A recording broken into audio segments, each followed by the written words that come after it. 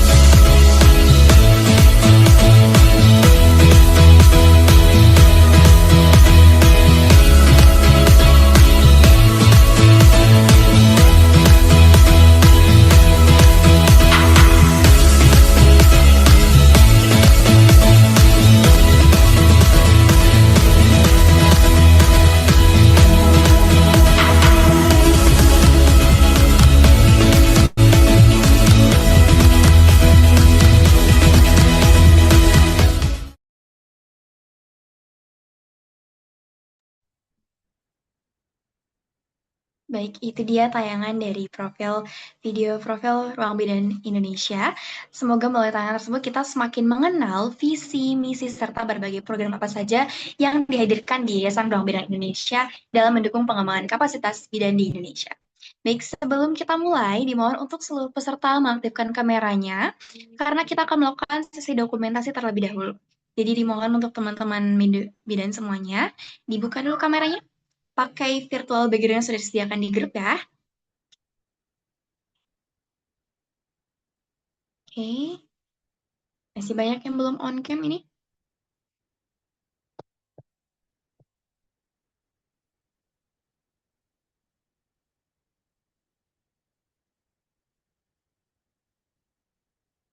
Baik, mungkin kita mulai ya, sudah lumayan banyak on cam. Untuk teman-teman yang belum on cam, ayo kita on cam sekarang untuk sesi dokumentasi. Oke, baik. Mungkin aba-aba dari saya. 1, 2, 3 di slide pertama. Oke, tampilkan senyum terbaiknya. Slide kedua. 1, 2, 3. Boleh kalau mau pakai gaya? Lagi, 1, 2, 3. Sekali lagi, terakhir. 1, 2, 3. Oke, baik.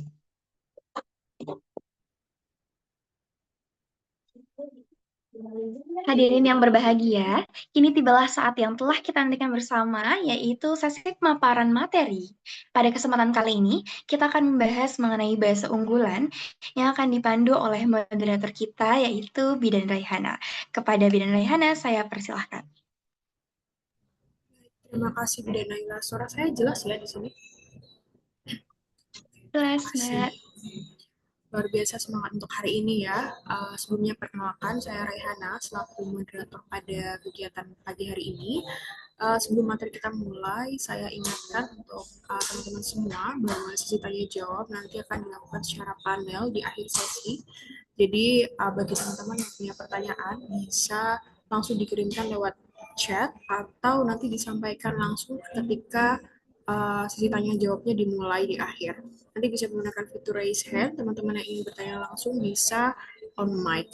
Baik, sebelum masuk materi yang pertama, kita bacakan CV dari pemateri kita yang pertama. Terima kasih, operator. Untuk pemateri kita pertama, yaitu Bidan Anissa Kurniawan, Sarjana Kebidanan Bidan. Saat ini beliau sedang menempuh pendidikan Magister Kebidanan di Universitas Pajajaran dan merupakan penerima beasiswa unggulan Kemendikbudristek tahun 2025. Kemudian beliau memiliki berbagai pengalaman sebagai fasilitator nasional pendidikan kesehatan reproduksi remaja, sebagai enumerator survei kesehatan Indonesia, serta aktif sebagai content creator maupun health educator. Selain itu, beliau juga telah meraih berbagai prestasi, diantaranya sebagai terbaik 2 Duta Generasi Berencana tingkat nasional dan juara 1 lomba video edukasi gizi remaja. Selain itu, di bidang akademik, beliau juga aktif menulis publikasi ilmiah, salah satunya yang terbaru dalam judul Analysis of Trends in Vocational Midwifery Competency Test Pass Rates as an Exit Exam in Indonesia dalam Proceeding of ICIM Scientific Meeting tahun 2025. Beliau juga aktif menjadi narasumber dalam berbagai seminar dan webinar nasional mengenai kesehatan reproduksi remaja maupun kesehatan ibu dan anak. Salah satunya di tahun 2023, beliau menjadi narasumber dalam National Competition and Health Symposium Universitas 11 Maret. Tanpa berlama-lama lagi, mari kita sambut dengan hangat Anissa. Sudah ada di room ya? Sudah, Mbak.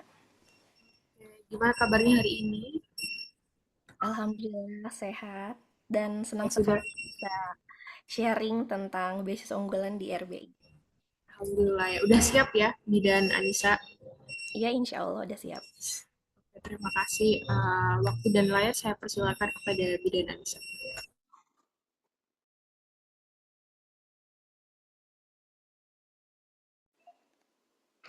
Baik, terima kasih untuk moderator atas kesempatannya. Bismillahirrahmanirrahim. Assalamualaikum warahmatullahi wabarakatuh.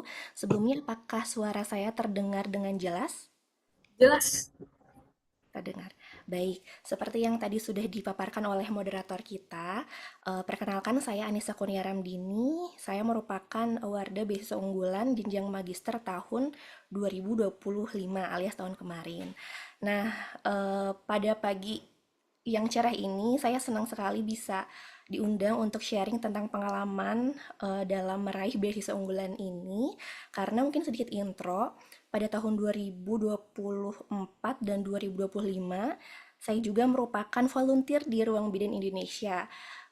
Dulu banyak sekali belajar di RBI, ketemu sama orang-orang hebat, ketemu sama para awarde-awarde beasiswa unggulan, beasiswa-beasiswa yang lain, dan pada akhirnya saya memutuskan untuk daftar beasiswa unggulan. Jadi tahu beasiswa unggulan itu dari eventnya RBI.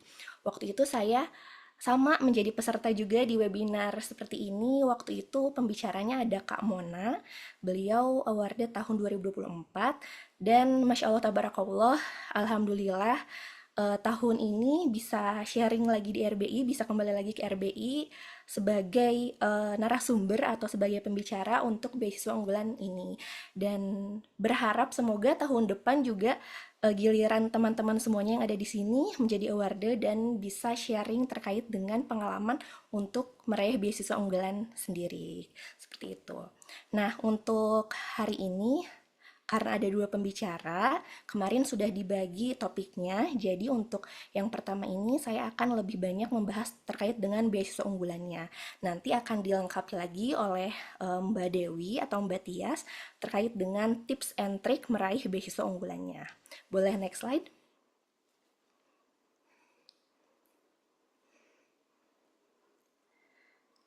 Oke, mungkin rekan-rekan bidan dan teman-teman bidan semua di sini ada yang sebetulnya udah tahu gitu ya tentang beasiswa unggulan ini dan mungkin ada yang belum tahu.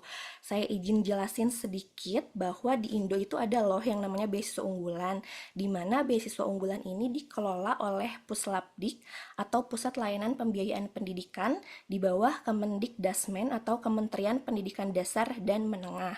Nah, program beasiswa ini akan memberikan bantuan biaya pendidikan gitu ya bagi putra-putri terbaik dan terpilih saat proses seleksinya, baik untuk studi di dalam negeri maupun di luar negeri. Jadi ada juga nih yang ke luar negeri gitu, bukan cuma di dalam negerinya aja. Cuma memang kebanyakan untuk studi di dalam negeri. Nah, tentu setiap beasiswa memiliki tujuannya masing-masing. Untuk beasiswa unggulan itu sendiri, tujuannya adalah untuk mencetak sumber daya manusia yang unggul, kompetitif, dan inklusif yang mampu berkontribusi dengan nyata begitu. Lalu untuk beasiswa unggulan itu ada di jenjang apa saja? Beasiswa unggulan ini lengkap ya teman-teman, mulai dari jenjang D4 atau S1, lalu jenjang magister hingga jenjang doktoral dan dapat digunakan untuk studi di dalam negeri maupun di luar negeri. Sama seperti beasiswa yang lainnya, ini akan diselenggarakan setiap tahun. Biasanya sih bulan Juli ya, bulan ini. Cuma untuk tahun ini memang belum ada pembukaan, belum ada info lebih lanjut, jadi kemungkinan mungkin akan dibuka bulan depan. Dan pendaftarannya akan dilakukan secara daring melalui halaman resmi dari beasiswa unggulannya. Next.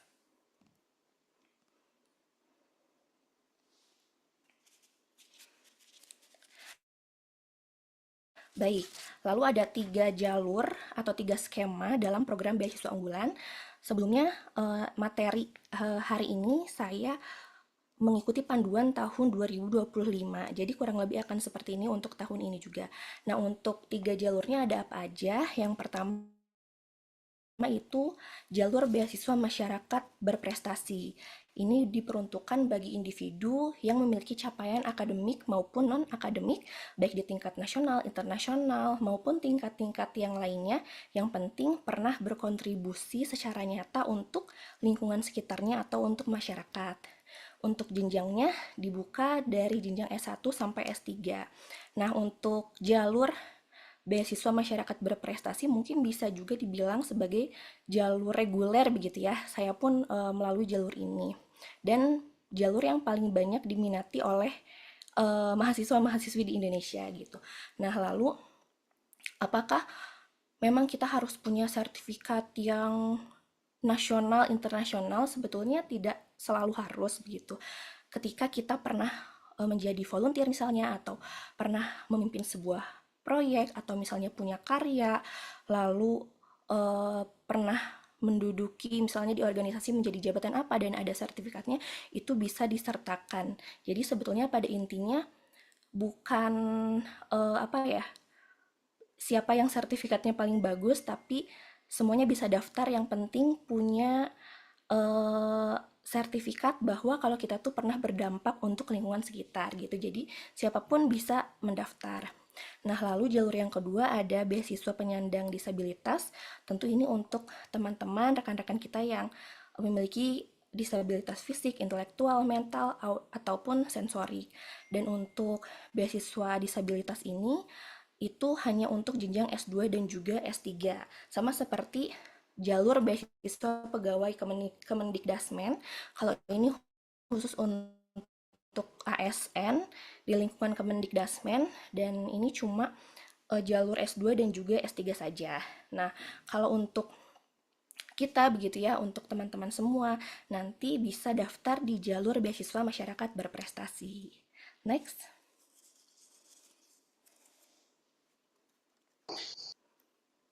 Nah, lalu jenjang pendidikan yang dibiayai untuk program D4 atau S1 pada skema masyarakat berprestasi, itu durasi maksimal bantuannya selama 8 semester, untuk magister 4 semester, dan untuk doktoral itu 6 semester.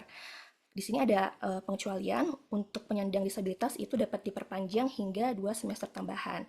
Lalu mungkin ada pertanyaan, kalau misalnya semesternya nambah, apakah kita akan diberikan penalti atau misalnya ganti rugi atau seperti apa.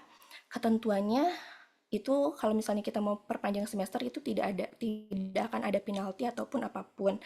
Pada intinya dari Puslapdik sendiri itu memberikan biaya untuk S1 8 semester, untuk magister 2 semester. Jika perpanjang maka kita harus bayar sendiri gitu. Tapi ya masa mau perpanjang semester gitu ya. Makanya harus dimaksimalkan sekali untuk waktunya dan benar-benar harus disiapin dari awal gitu. Seperti yang tadi Mbak Zalfa bilang bahwa kalau apa ya, menggapai beasiswa unggulan itu bukan waktu yang singkat gitu. Nah, aku pribadi kemarin dapat tahun 2025 itu persiapan dari tahun 2024. Jadi sekitar 1 tahunan.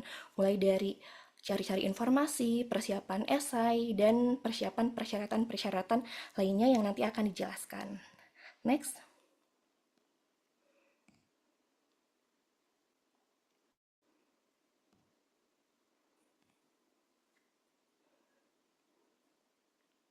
Nah, lalu untuk persyaratannya apa saja? Sebetulnya cukup sederhana dan kurang lebih mirip dengan beasiswa yang lain, mulai dari WNI dibuktikan dengan KTP, lalu untuk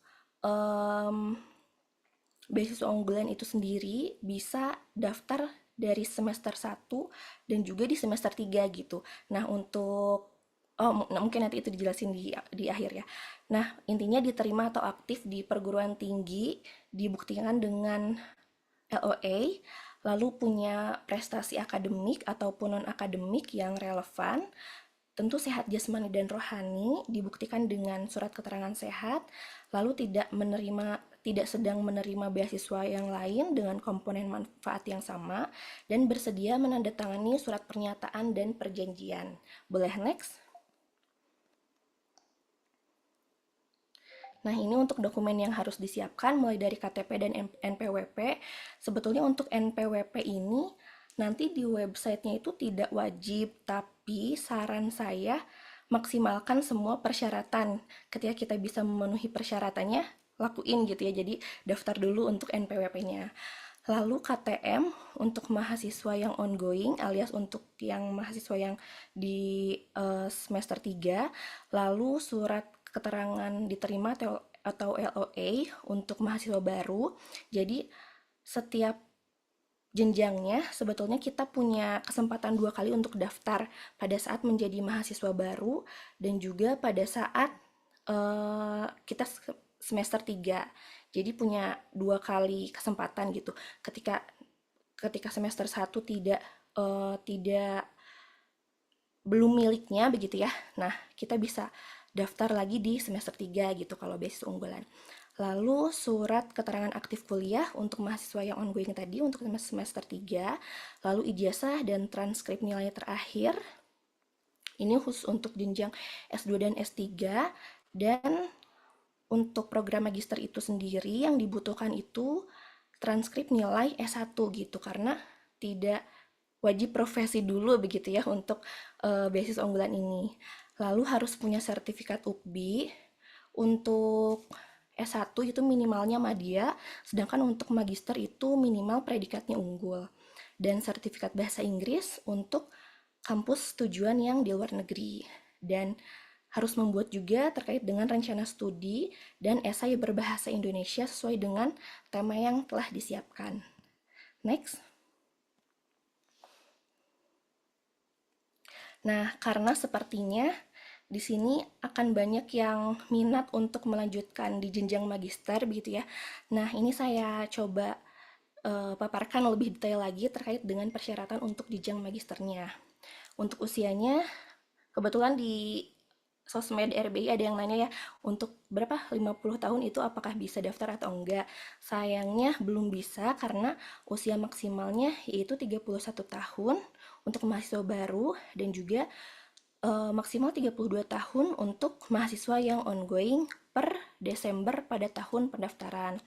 Lalu untuk maba memiliki LOA, untuk mahasiswa ongoing memiliki surat keterangan aktif kuliah, dan ada minimal IPK-nya, yaitu minimal IPK-nya 3 dari skala 4 pada ijazah S1 untuk seluruh pendaftar dan juga pada KHS Magister bagi mahasiswa yang ongoing dan memiliki sertifikat UKBI paket 1 dengan predikat minimal unggul. Jadi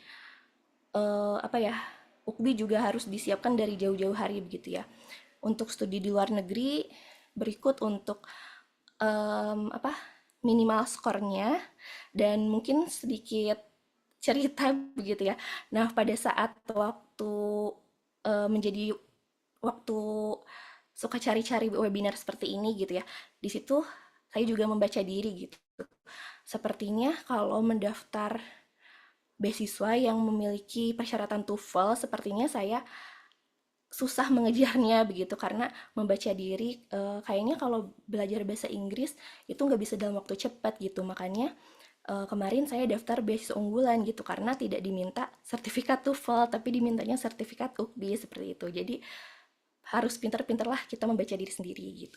Nah, lalu kita juga akan diminta untuk menyusun rencana studi yang dimana isinya itu terkait dengan alasan memilih program studi, topik tesis, rencana studi hingga lulus, dan nantinya semuanya akan diunggah di website beasiswa unggulan. Nah, untuk tahun 2025 sendiri, kita diminta untuk membuat esai dengan topik dampak teknologi terhadap karakter pada era digital sebanyak 1.500 sampai 2.000 kata. Untuk tahun ini, temanya apa? Belum tahu karena belum ada panduannya, tapi kemungkinan topiknya akan sama. Karena kalau tahun 2024 mungkin nanti bisa dikoreksi sama Mbak Dewi, waktu tahun itu tuh terkait dengan karya hebatku untuk Indonesia kalau nggak salah. Tahun 2024 ke belakang itu tentang karya hebatku dan pada tahun 2025 berubah nih temanya jadi ini dan sepertinya untuk tahun sekarang temanya akan seperti ini juga. Next.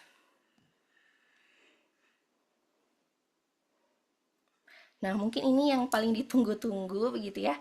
Komponen apa saja sih yang kita dapat dari beasiswa unggulan? Sebetulnya untuk rincian dan besaran setiap komponen itu akan ada dalam perjanjian kerjasama yang akan mungkin berbeda-beda gitu ya setiap tahunnya gitu. Tapi secara umum di beasiswa unggulan ini kita akan mendapatkan 3 komponen pembiayaan. Yang pertama, itu biaya pendidikan, di mana biaya pendidikan ini sesuai dengan UKT kita, mau UKT-nya berapapun, itu kalau kita diterima akan dibayar oleh Puslapdik, begitu ya. Nah, dan itu akan disalurkan langsung ke perguruan tinggi. Jadi biaya pendidikan tidak ditransfer ke kita, tapi langsung diberikan ke kampus, begitu. Jadi kita tugasnya kuliah aja, fokus kuliah gitu. Nanti tiba-tiba di website sudah dibayar gitu.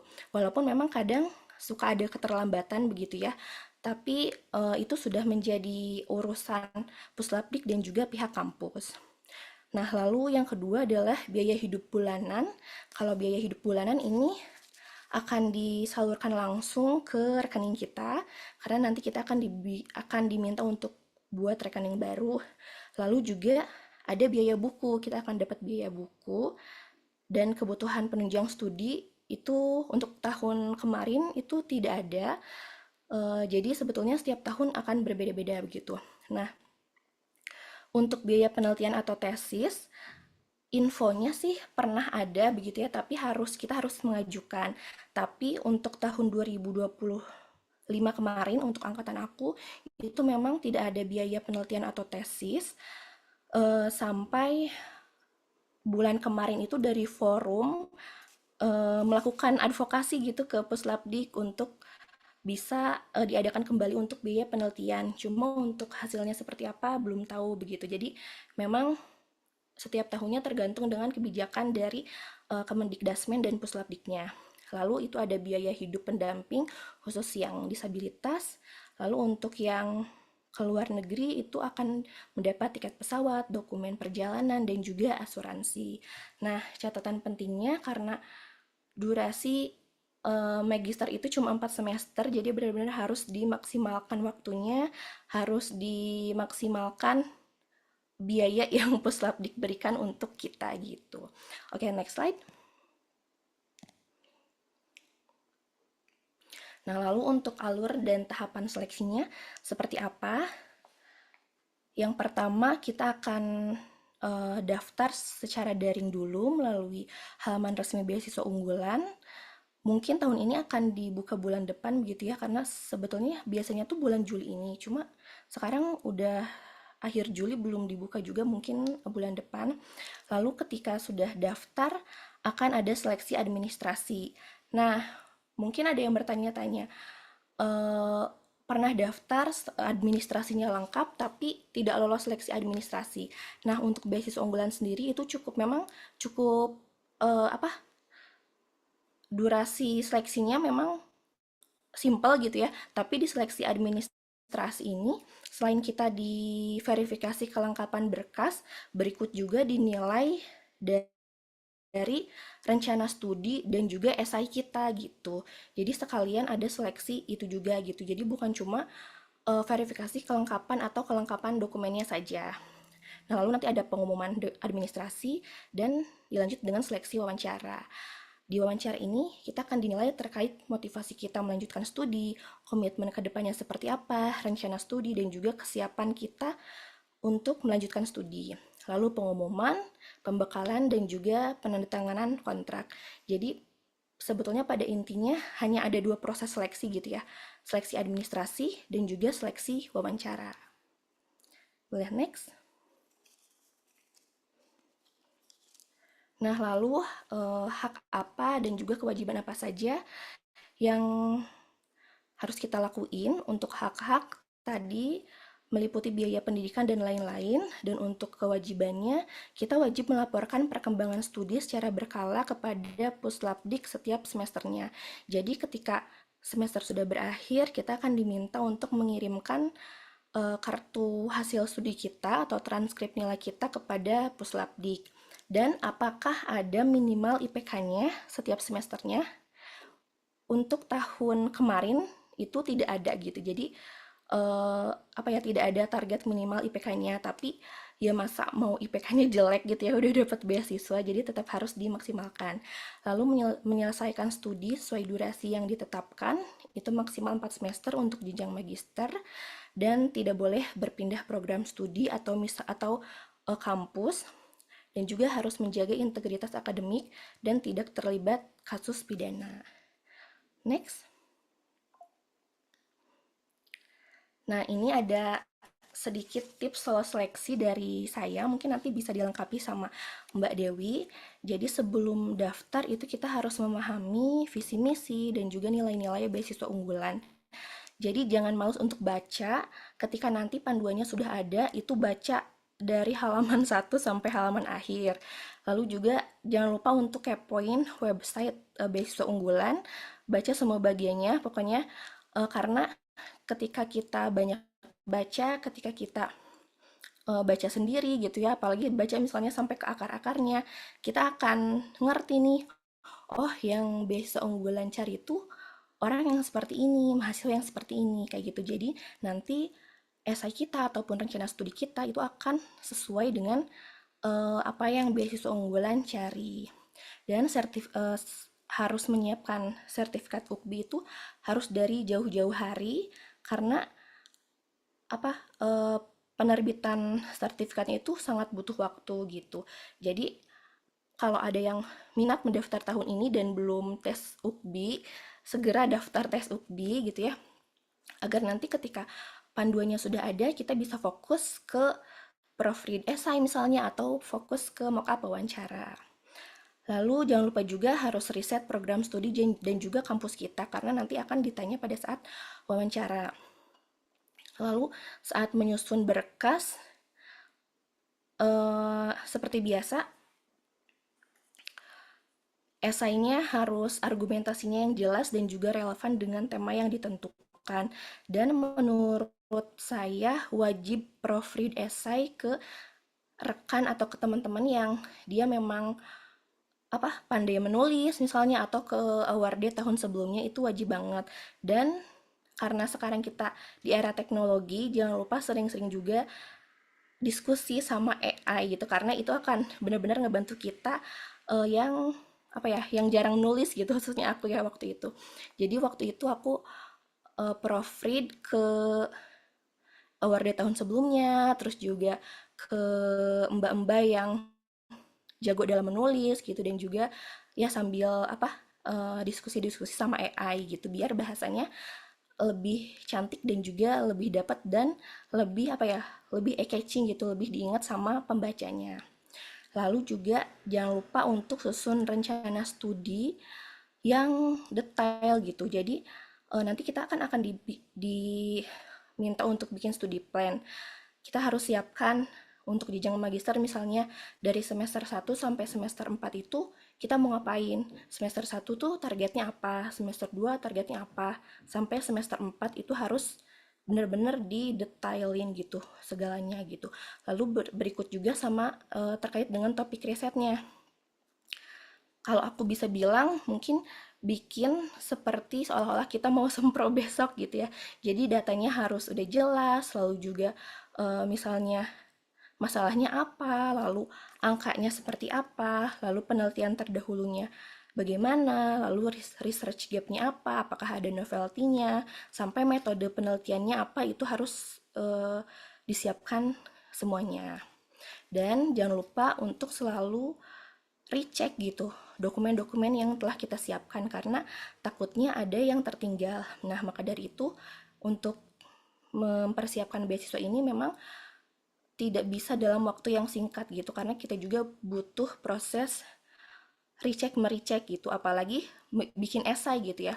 Karena eh, bikin esai itu kalau menurut aku gitu ya, ketika kita udah bikin esai nih, itu harus diendapkan dulu gitu, sehari misalnya 2 hari, baru dibaca lagi, baru nanti akan kelihatan nih kira-kira kita kurangnya di mana gitu. Nah, lalu pada saat wawancara mungkin ini bisa dibilang waktunya kita berkampanye gitu ya, berkampanye gitu, nggak apa-apa gitu, asalkan kita memang pernah punya pengalaman yang memang nyata, jangan bohong gitu ya, jelas gitu, terus juga dampak yang memang sudah nyata itu silahkan disampaikan saja gitu, karena bukan pencitraan ya namanya, itu kita menceritakan siapa diri kita sebenarnya gitu. Dan pertanyaannya apa saja atau apa saja yang perlu disiapkan, mulai dari motivasi kita lanjut studi itu apa, lalu kelebihan kelemahan diri kita itu apa, lalu tujuan jangka panjang 5 tahun ke depan, 10 tahun ke depan itu apa gitu. Dan juga sampaikan pencapaian yang dengan contoh yang konkret gitu, misalnya maaf sebentar. Nah, lalu juga sampaikan pencapaian dengan contoh yang konkret gitu. Bisa dengan prestasi, proyek apa yang pernah dilakukan, atau pengalaman yang relevan.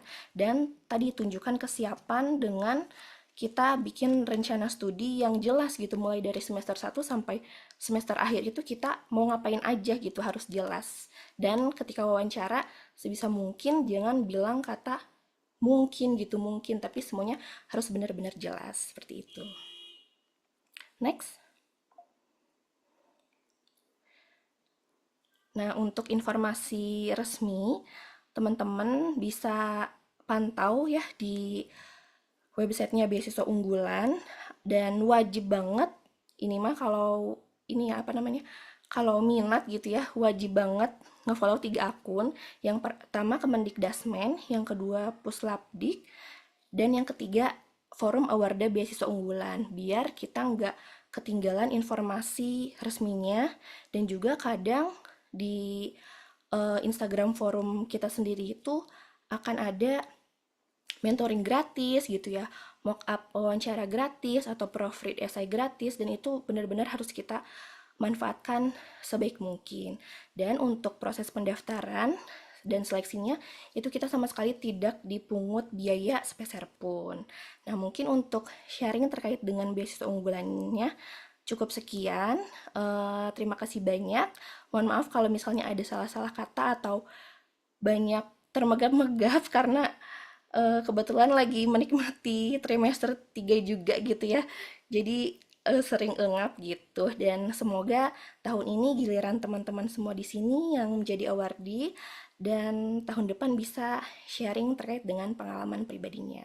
Terima kasih, saya kembalikan kepada moderator. Oke, terima kasih Bidan Anissa, luar biasa ya, sambil Hamil TM3 masih semangat untuk kasih ilmu ke kita semua ya. Langsung saja, setelah ini akan ada materi selanjutnya dari Bidan Dewi Anggraini Patmaningtyas. Terima kasih pada Bidan Anissa. Saya lanjut untuk operator bisa dibantu untuk share screen CV beliau. Oke, baik. Untuk narasumber kedua kita, Bidan Dewi Anggraini Patmaningtyas, Sarjana Kebidanan, Bidan Magister Kebidanan. Beliau merupakan lulusan pendidikan Bidan UNER dan Magister Kebidanan Universitas Aisyah Yogyakarta, sekaligus awardee beasiswa unggulan Kementerian Pendidikan. Beliau juga merupakan seorang praktisi bidan sekaligus peneliti muda yang memiliki fokus pada kesehatan ibu dan anak, khususnya perubahan iklim atau climate change dan kesehatan mental perinatal. Saat ini beliau aktif memberikan pelayanan kebidanan di praktik mandiri, menjadi reviewer jurnal ilmiah di Women Midwives and Midwifery atau WMMIKIM, serta terlibat dalam berbagai penelitian dan kolaborasi nasional maupun internasional di bidang kesehatan ibu dan bayi. Selain itu, beliau juga berperan sebagai research officer pada Mentari Project atau Midwifery Education and Training for Climate Resilience Project yang didanai oleh Australia Indonesia Institute Dance dengan fokus pada penguatan kapasitas bidan dan sistem kesehatan yang tangguh terhadap perubahan iklim.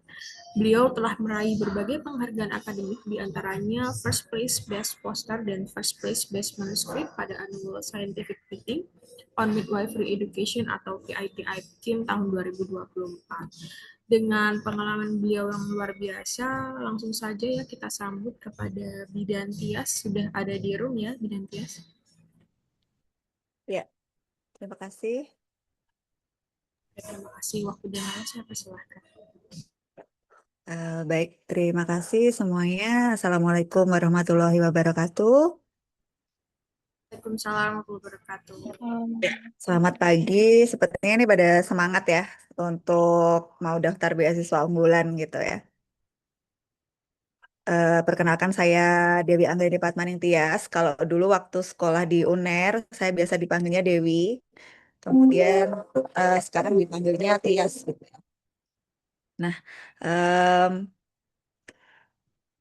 saya adalah awardee dari beasiswa unggulan tahun 2024. Waktu itu saya ikutnya ongoing di S2 Kebidanan Unisa Yogyakarta. Hari ini saya hanya akan melengkapi apa yang sudah disampaikan oleh Mbak Anissa ya. Masya Allah tadi sudah sangat lengkap sekali. Saya akan menambahkan beberapa hal tentang tips mungkin ya, tips dan trik eh, bagaimana kita bisa lolos untuk ikut di beasiswa unggulan ini. Saya izin share screen dulu.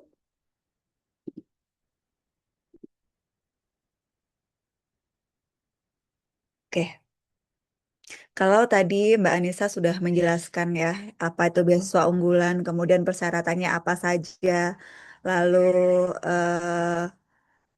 kriteria pesertanya seperti apa, saya akan melengkapi dengan bagaimana panduan tahapan seleksi dokumen dan persiapan wawancara apabila nanti teman-teman bisa lolos sampai ke tahap wawancara. Oke, jadi tadi timeline keseluruhan prosesnya juga sudah dijelaskan dari mulai pendaftaran dan unggah dokumen sampai nanti teman-teman ditetapkan menjadi awardee. Nah, secara keseluruhan itu tahapan seleksi beasiswa unggulan itu ada dua ya, tahap administrasi dan juga wawancara. Kita akan bahas satu-satu. Yang pertama kita akan bahas apa saja hal-hal yang perlu kita perhatikan ketika kita mulai submit untuk seleksi administrasi. Nah, yang pertama nanti di websitenya beasiswa unggulan itu akan di-share pedoman penyelenggaraan beasiswa unggulan bagi masyarakat berprestasi dan penyandang disabilitas. Karena semua ketentuan kemudian petunjuk teknisnya ada di dalam dokumen ini, saya sarankan teman-teman itu benar-benar membaca. Jangan sampai kita salah menentukan kategorinya, kita mau ambil yang mana gitu. Nah, setelah teman-teman baca semua, teman-teman bisa membuat application checklist. Yang pertama, sertifikat UKBI. Ini berlaku untuk teman-teman yang ingin mendaftar di baik perguruan tinggi dalam negeri maupun di luar negeri. Kenapa ini saya letakkan di nomor 1? Karena UKBI ini takes time banget ya, teman-teman ini nggak bisa mendadak gitu. Kalau bisa malah teman-teman mulai daftar mulai sekarang kalau memang ingin mendaftar beasiswa unggulan. Untuk S1 itu predikatnya madya di atas 478. Kemudian untuk S2 dan S3 itu predikatnya unggul yang diminta, itu 578 ke atas. Nah, kita lihat kita lihat dulu ya ininya, apa namanya, ke websitenya OKBI langsung supaya teman-teman punya gambaran kenapa ini nggak bisa kita ambil mepet-mepet. Nah, ini adalah website dari UKBI Kemendikbudrismen. Nanti teman-teman bisa membuat akun terlebih dahulu di sini. Setelah itu teman-teman bisa mendaftar. Nah, ini saya contohkan, misalkan kita mendaftar sebagai mahasiswa gitu ya. Kemudian paket soalnya nanti kita pilih paket 1. Jenis pembiayaannya mandiri. Kalau mandiri dan umum tuh biayanya 100.000. Kalau belum berubah ya. Kemudian kita pilih paket 1. Nah, di paket 1 ini ada 3 section nanti. Yang seksi pertama itu mendengarkan, kemudian seksi keduanya itu merespon kaidah. Jadi kalau misalkan di bahasa Inggris ini tuh grammar gitu teman-teman, tapi versi bahasa Indonesia, tata bahasa. Lalu yang ketiga seksi membaca. Nah, ini bulan yang tersedia ini baru disediakan untuk bulan Juli dan Agustus. Untuk bulan Juli dan Agustus, misalkan kita pilih bulan Juli. Nah, nanti akan ada, ini sisa periodenya periode 4 dan 5 aja. Kita pilih yang terdekat ya, periode 4. Nah, jenis jadwalnya kita pilih yang umum. Nanti dia akan muncul jadwal ujian. Nah, ini dia. Nih, untuk UKBI Adaptif 3, misalkan penutupan pendaftarannya hari Sabtu ini, hari ini. Nanti tanggal ujiannya Senin 27 Juli, jamnya jam 1. Sisa 13, kuotanya sisa 13. Misalkan nanti teman-teman sudah selesai tes, hasilnya itu bisa dilihat sekitar 7 hari ya. 7 hari nanti sertifikatnya keluar. Kalau misalkan teman-teman lulus, teman-teman lulus atau tidak lulus tuh akan ada sertifikatnya ya. Namun kita sesuai dengan kriteria yang diminta beasiswa unggulan atau tidak, itu kan tergantung hasil dari tesnya teman-teman gitu. Seandainya misalkan teman-teman mau ambil S2, kita kan butuh skor minimal 578. Seandainya teman-teman masih belum lulus, nanti teman-teman bisa ikut yang berikutnya. Misalkan terdekat ini periode 5. Atau teman-teman bisa ikut di bulan Agustus sebelum eh, pendaftaran beasiswa unggulan itu ditutup. Nah, ini jadi saya sarankan seperti yang dikatakan Mbak Anissa juga tadi bahwa sebaiknya teman-teman mulai mencicil untuk ikut UKBI ini gitu ya. Daftar dulu sekarang. Gitu. Nah, itu untuk yang UKBI-nya. Lalu yang berikutnya adalah sertifikat bahasa Inggris kalau misalkan teman-teman ingin mendaftar di perguruan tinggi luar negeri. Kemudian ada LOE, lalu ada rencana studi kalau misalkan teman-teman mau ambil jenjang magister dan juga proposal disertasi kalau misalkan mau ambil yang S3. Nah, untuk rencana studi ini saya kasih contoh yang punya saya. Ini waktu itu sempat saya peer review ya dengan dosen dan juga teman-teman awardee yang sebelum-sebelumnya gitu. Jadi di sini ada seperti semacam surat permohonan gitu ya, format awalnya, kemudian kita isi biodata kita. Lalu untuk halaman berikutnya ini ada proposal rencana studinya. Latar belakang kita seperti apa, kemudian motivasi kita menempuh pendidikan jenjang ini tuh apa, kemudian juga motivasi kita mendaftar beasiswa itu apa. Lalu jelaskan tentang program studi yang teman-teman ambil gitu. Kalau saya kebetulan ngambil S2 Kebidanan, saya jelaskan kampus saya itu seperti apa, kemudian berapa SKS yang harus saya tempuh, lalu kelebihan kenapa saya studi di sini, ini sesuai dengan visi misi dari prodi kita misalnya gitu. Lalu juga rencana penelitian tesis, fokus penelitian kita itu akan kemana. Kemudian jelaskan sedikit ya, 1 paragraf aja, penelitian kita itu akan seperti apa, tujuannya apa, lalu di akhir ketika tesis kita itu selesai, apa kontribusi dari penelitian kita itu untuk masyarakat misalnya gitu. Lalu paparkan juga rencana studi teman-teman dari semester 1 sampai semester 4. Waktu itu saya daftarnya ongoing, tapi yang semester 1 dan 2 tetap saya masukkan. Berapa SKS, kemudian mata kuliahnya apa aja gitu. Kemudian estimasi biaya pendidikan. Nah, ini karena saya ongoing, saya cuma masukkan semester 3 dan 4. Tapi kalau teman-teman memang daftar dari semester 1, ini bisa ditulis dari mulai semester 1 dan ditambah dengan apa ya, biaya uang masuk itu. Itu nggak apa-apa ditambahkan di sini karena itu juga akan diganti oleh Puslapdik. Dan tambahkan juga menyangkut biaya operasional. Ini biasanya kalau award di beasiswa unggulan itu akan dapat biaya buku per semester selama 2 semester yang dibayarkannya itu langsung setahun. Kalau tahun saya dapatnya setahun 1 juta untuk perguruan tinggi dalam negeri. Kemudian karena waktu itu saya juga ada International Practice Project, saya masukkan, namun ini tidak diganti oleh BU ya, tidak akan didanai. Kemudian biaya operasional perkuliahan ini kayak uang uang saku gitu ya. Kita bikin aja perkiraan gitu. Perkiraannya berapa. Namun nanti dari beasiswa unggulan itu waktu itu saya diganti sebesar 2 juta per 1.800.000, 1.800.000 sorry. 1.800.000 sampai 2 juta per bulan kalau nggak salah. Jadi biaya biaya hidup itu tiap tahun biasanya naik, teman-teman. Lalu ada biaya penelitian dan tesis di akhir. Ini juga di tahun saya itu tidak diganti ya oleh BU. Jadi komponennya itu hanya SPP, kemudian uang buku, dan juga uang saku. Kemudian lampirkan SK terkait dengan pembiayaan prodi masing-masing seperti ini. Dari mulai semester awal sampai nanti selesai. Lalu tambahkan juga rencana kegiatan di luar perkuliahan.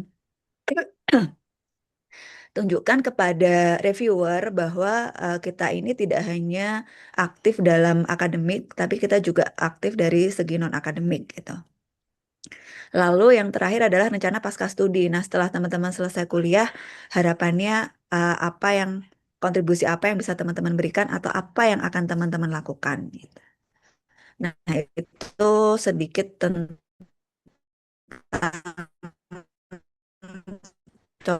contoh rencetnya adalah membuat essay. Essay-nya itu 1.500 sampai 2.000 kata sesuai tema.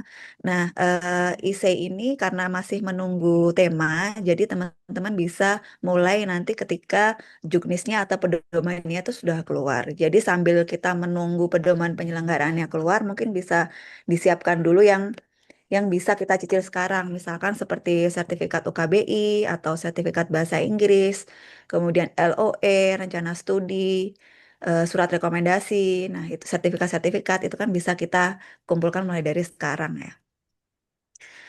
Kemudian surat rekomendasi ini dari dosen atau dari kaprodi kita, atau dari dosen wali juga boleh. Kemudian surat pernyataan, nanti ada template-nya di websitenya BU.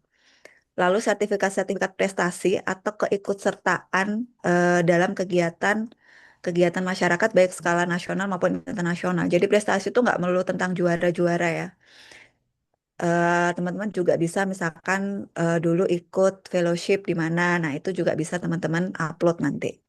Lalu ada KTP dan MPWP, ijazah dan transkrip, KTM, KHS, dan surat keterangan aktif kuliah ini untuk yang ongoing. Nah, pada waktu kami tanda tangan kontrak itu juga ada semacam pembekalan gitu ya dari Puslapdik. Nah, di situ ibu dari Puslapdik, narasumber dari Puslapdik itu memberikan beberapa eh, lesson learn lah gitu dari teman-teman yang submit beasiswa unggulan pada tahun itu gitu. Yang pertama, kenapa mereka bisa, dan diceritakan kenapa mereka bisa gagal pada saat seleksi administrasi. Yang pertama, persiapannya terlalu mepet ya. Jadi baru menyiapkan dokumen tuh mendekati deadline. Padahal ada beberapa syarat itu yang butuh waktu dan butuh proses gitu. Contohnya seperti IC, sertifikat bahasa, dan lain-lain.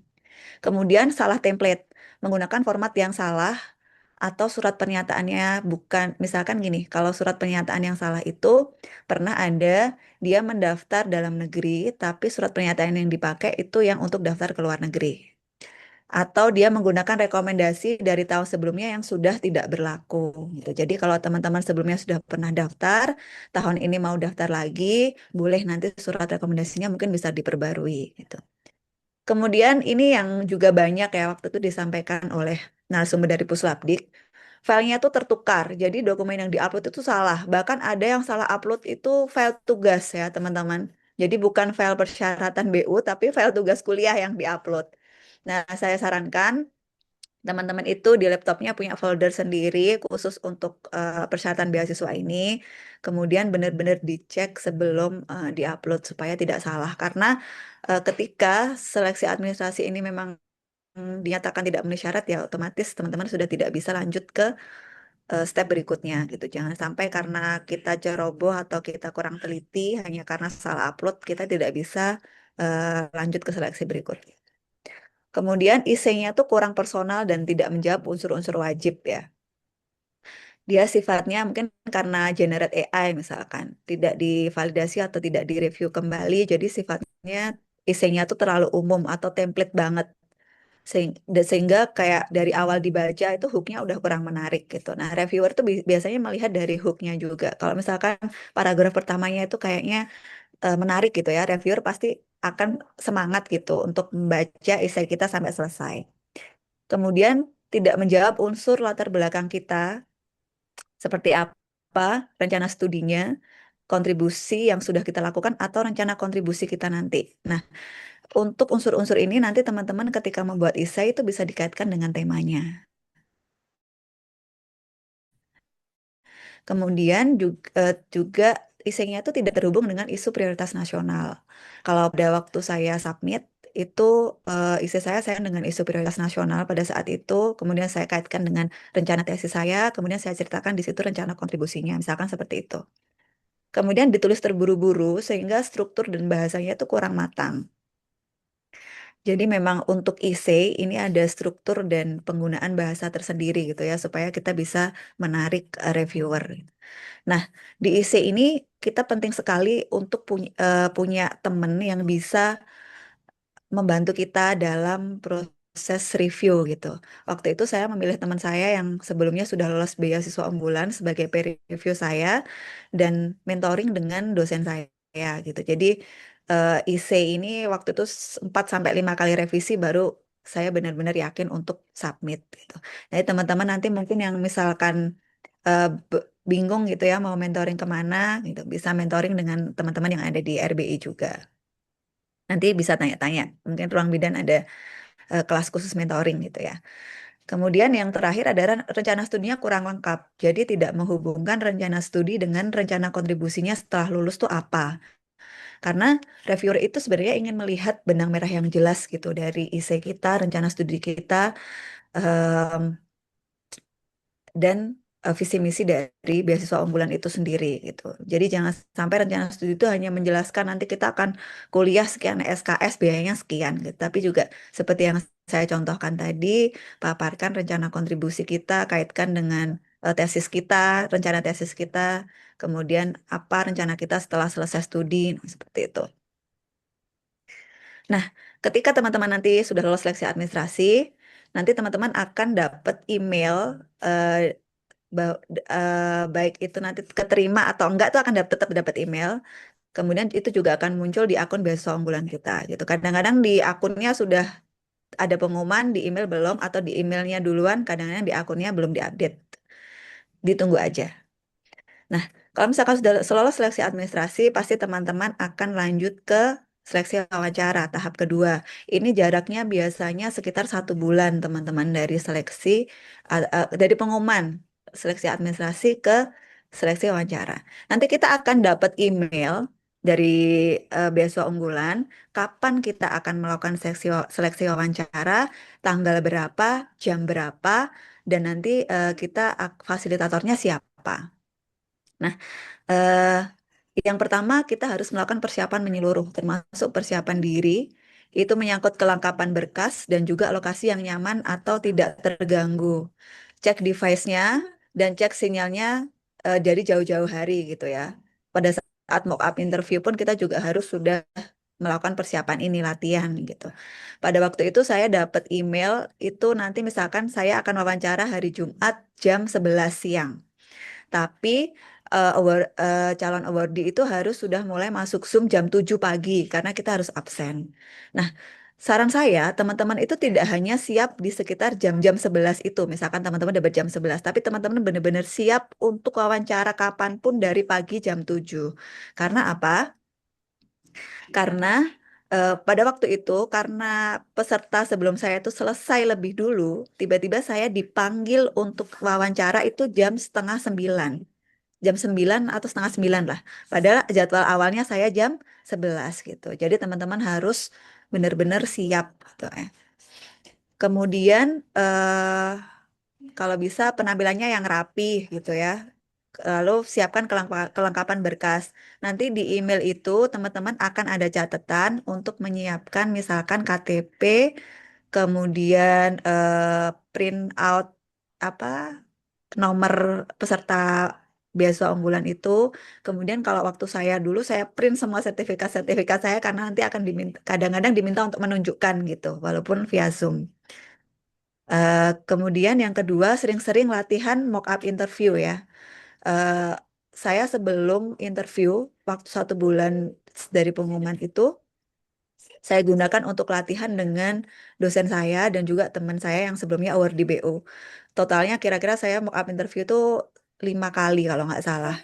Nah, karena apa? Karena semakin sering berlatih menjawab, kita akan semakin luwes dan juga percaya diri saat wawancara sesungguhnya.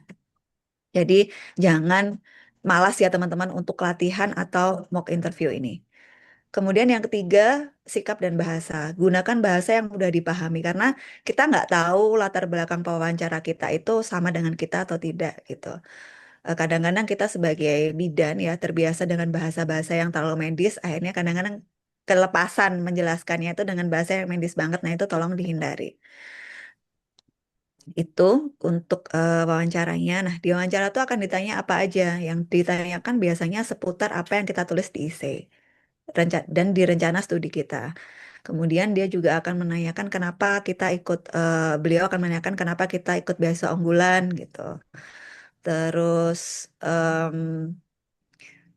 mereka juga akan menanyakan seputar pengetahuan kita itu sedalam apa tentang bidang studi yang kita pilih gitu. Atau misalkan profesi yang kita jalani sekarang, kalau misalkan teman-teman seperti saya waktu itu kuliah sambil kerja gitu. Dan juga akan kadang-kadang ditanya seputar pengetahuan-pengetahuan umum gitu. Itu ya. Kemudian aspek yang umumnya dinilai itu yang pertama kejelasan motivasi dan rencana studi, kemudian relevansi dengan isu prioritas nasional yang ada di dalam IC kita itu, kemudian rekam jejak akademik dan non-akademik, kualitas dan orisinalitas IC, dan kejelasan rencana kontribusi pasca studi. Ya, mungkin itu aja yang bisa saya tambahkan dari presentasinya Mbak Anissa tadi. Terima kasih dan semoga teman-teman dengan setelah mengikuti webinar ini persiapannya lebih terarah, lebih matang dan lebih semangat lagi untuk mencoba. Baik, terima kasih Bidan Rias. Terima kasih ya tadi pemaparan sudah lengkap banget. Untuk teman-teman yang ingin bertanya, ini sudah ada beberapa pertanyaan yang sudah dijawab langsung oleh Kak Anissa ya, oleh Bidan Anissa. Mungkin untuk teman-teman yang mau bertanya langsung bisa raise hand, nanti kita dahulukan untuk teman-teman yang mau bertanya langsung dan on mic. Silahkan teman-teman. Oke, sudah ada satu penanya. Pada Ama bisa on mic.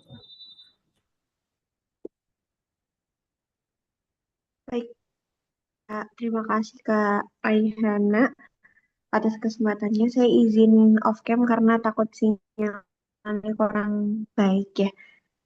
Sebenarnya saya ucapkan terima kasih kepada Kak Anissa dan juga Kak Tias atas pembawaan materinya. Saya izin bertanya terkait tadi yang sudah disampaikan dalam, apakah suaranya jelas ya Kak?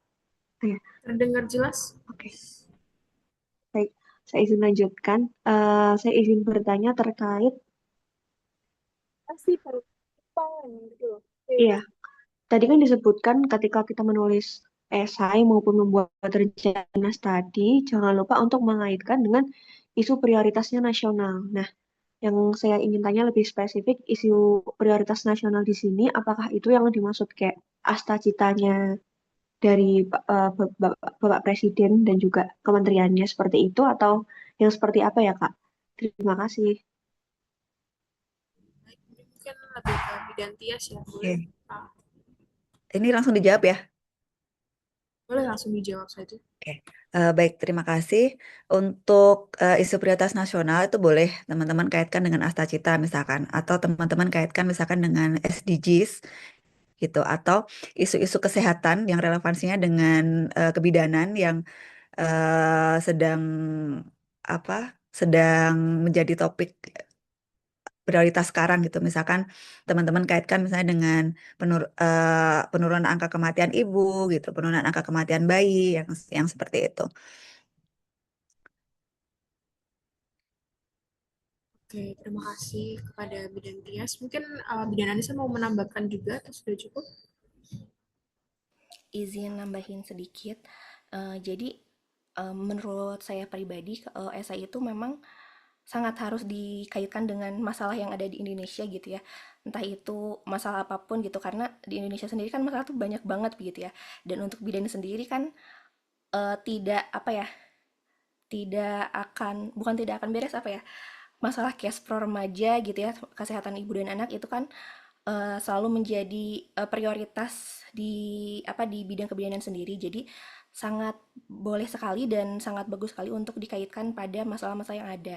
Dan juga kalau kita memang punya eh, apa record, misalnya pernah melakukan apa, pernah em, terlibat dalam apa, itu bisa disampaikan di dalam esainya gitu. Jadi biar esainya itu apa ya, nggak ngambang gitu, kuat, bisa biar esainya itu lebih kuat gitu, karena kita memang pernah terjun langsung pada masalah-masalah tersebut kayak gitu. Terima kasih. Kak Alma sudah terjawab jelas ya, atau mau ada yang dikonfirmasi lagi? Baik, Kak, sudah terjawab jelas. Terima kasih kepada Kak Anissa dan Kak. Terima kasih Kak Alma. Ada satu penanya lagi yang raise hand, mungkin bisa langsung on cam atau on mic Kak Intan. Oke, terima kasih atas waktunya. Saya izin tanya Mbak perihal esai. Jadi semisal kalau di esai itu kan harus mencantumkan present, past, future ya. Misalnya kita udah mencantumkan nih pastnya kita ketika S1 ataupun profesi. eh, ini case-nya saya kan fresh graduate Mbak, jadi kan pasti ceritanya cuma bisa yang di ketika masa studi gitu ya. Nah, tapi masa studi saya itu berbeda lokasinya di magister saya nanti pas dan saya takutkan itu apakah relevan gitu lokasi pendampingan, penelitian yang saya lakukan sebelumnya di studi sebelumnya dengan magister karena kan tempat penelitiannya pasti juga di area sekitar magister gitu. Terus itu pertanyaan pertama Mbak. Untuk yang pertanyaan kedua, yang saya takutkan ini saya kurang membawa, kenapa sih harus saya yang membawa isu ini gitu, uh, kenapa seurgent itu dan kenapa harus S2 gitu. Sebenarnya kan sekarang profesi bidan juga dituntut nyatanya ya di lapangan kayak lebih dari itu loh dan sebenarnya tuh kalau bisa dipikir-pikir secara realistis sebenarnya ya bisa-bisa aja lulusan profesi buat ngerjain itu semua gitu. Kenapa harus S2-nya gitu. Mungkin itu sih Mbak. Makasih. Terima kasih Kak Intan. Mungkin boleh Bidan Tias dulu yang mau menjawab. Oke, sebelumnya saya klarifikasi dulu, minta klarifikasi dulu ya. Maksudnya perbedaan lokasi itu em, skopnya penelitian di jenjang sebelumnya berbeda dengan S2 atau bagaimana ya, Mbak? Eh, Sebenarnya kalau penelitiannya iya Mbak, cuman pernah punya pengalaman yang serupa dengan rencana penelitian di S2, tapi kan em, Mm-mm.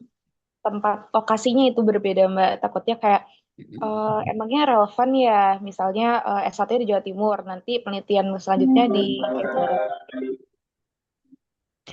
Mm-mm. Oke, oke, oke. Sebenarnya itu nggak masalah ya, karena saya sendiri juga penelitian waktu S1 dan S2 itu beda jauh sekali gitu. Yang penting kita tahu bahwa tahu betul ketika kita melakukan penelitian itu dan tujuannya tuh apa, kemudian gambaran penelitian kita tuh bagaimana dan kaitannya dengan beasiswa, tetap kaitkan apapun tema penelitiannya, dimanapun itu, tetap kaitkan dengan kontribusi penelitian kita terhadap masyarakat gitu di dalam rencana studi itu. Jadi nggak masalah walaupun disiplin ilmunya berbeda pun sebenarnya nggak masalah gitu karena reviewer akan melihatnya yang sekarang, akan lebih dilihat itu ya adalah yang sekarang. Lalu kemudian eh, terkait dengan bagaimana menjawab kenapa harus S2 gitu ya. Nah, dan ini tuh juga pertanyaan yang hampir selalu muncul sebenarnya saat wawancara gitu. Jadi teman-teman harus eh, jangan menjawabnya tuh yang general, misalnya saya ingin jadi dosen gitu, atau saya ingin nambah ilmu gitu. Buat jawaban tuh yang punya eh, pola, itu menceritakan tentang pengalamannya, kemudian dari pengalaman itu teman-teman Aku cuma menemukan misalkan terus sebenarnya mau menemukan masalah gitu atau menemukan gap, lalu teman-teman menganggap bahwa sekolah S2 itu adalah solusi dari gap tersebut. Gitu.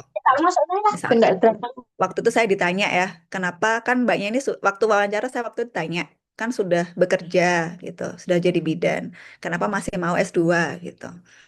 Waktu itu saya jawab, saya tidak hanya ingin jadi praktisi yang cuma bisa memberikan pelayanan gitu, tapi saya juga pengen jadi bidan yang mampu menghasilkan evidence yang dapat menguatkan atau meningkatkan pelayanan kebidanan di masyarakat. Nah, kenapa saya harus S2? Karena S2 itu bisa menjadi pondasi saya untuk menuju ke sana gitu.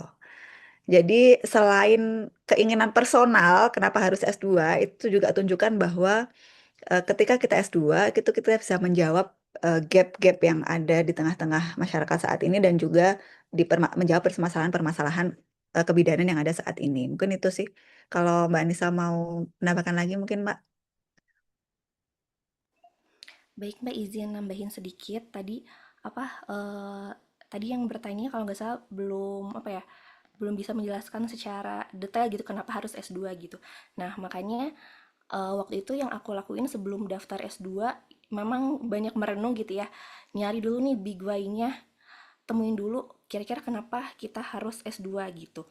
Kan S2 itu master magister.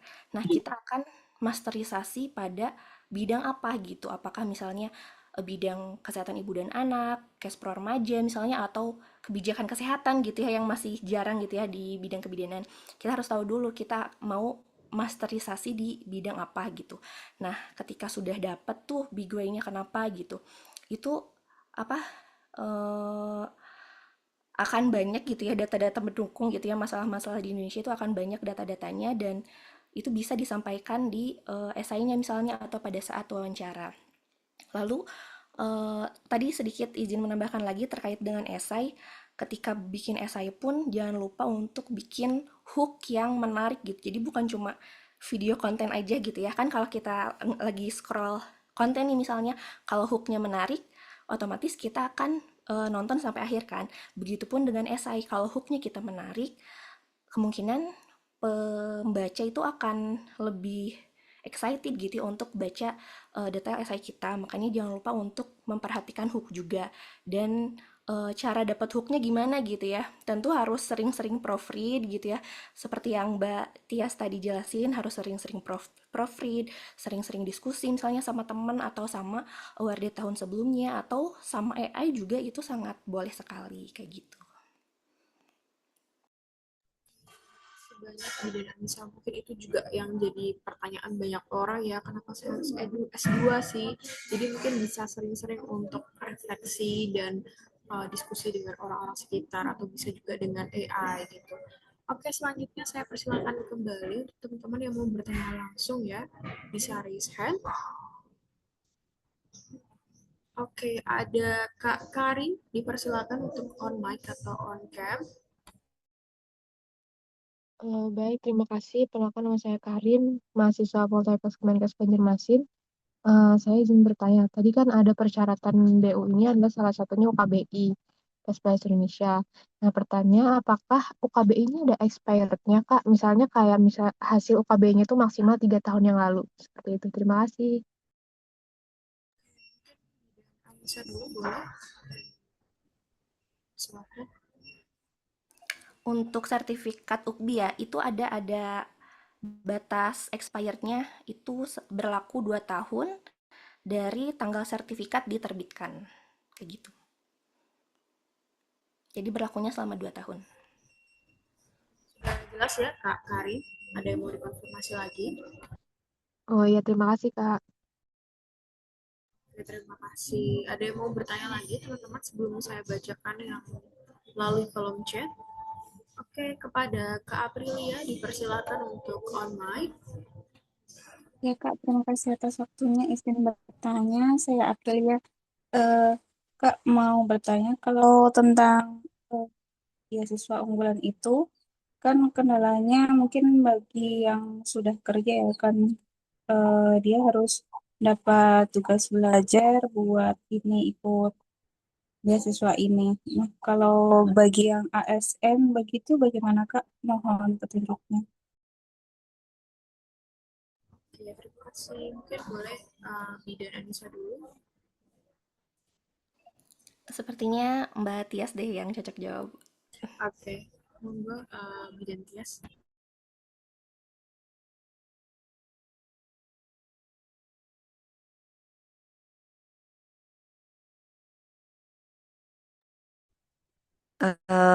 Baik, saya jawab ya. Kalau dari beasiswa unggulan ini bisa ya, kalau misalkan dari ASN, eh, nanti bisa dicek di penyelenggaraan pedomannya aja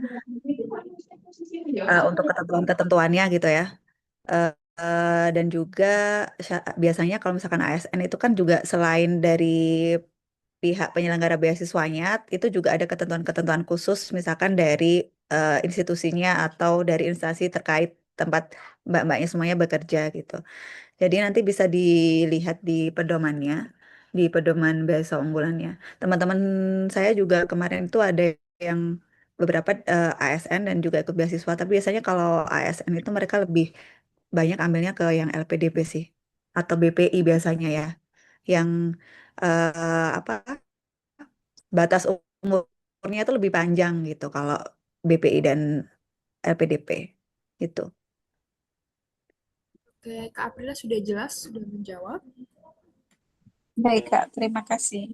Terima kasih. Mungkin ini saya bacakan yang dari kolom chat ya, ada pertanyaan. Izin bertanya, apakah beasiswa unggulan bisa untuk studi yang di defer 1 tahun berikutnya ya Kak? Jadi melampirkan LA dulu, tetapi baru mulai studinya di tahun berikutnya. Terima kasih banyak. Boleh Bidan Ties atau Bidan Anissa dulu?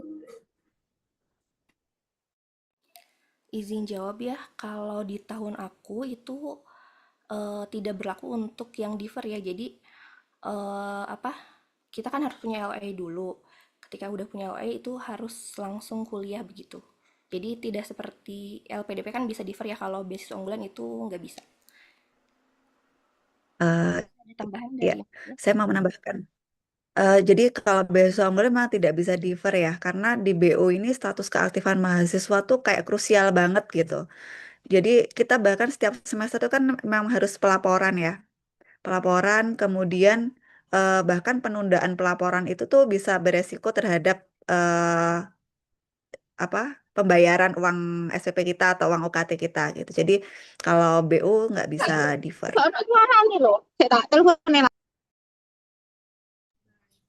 Si Kak Krista sudah cukup menjawab ya sepertinya. Mungkin saya bacakan lagi yang dari kolom chat. Atau ada teman-teman yang mau bertanya langsung, dipersilahkan.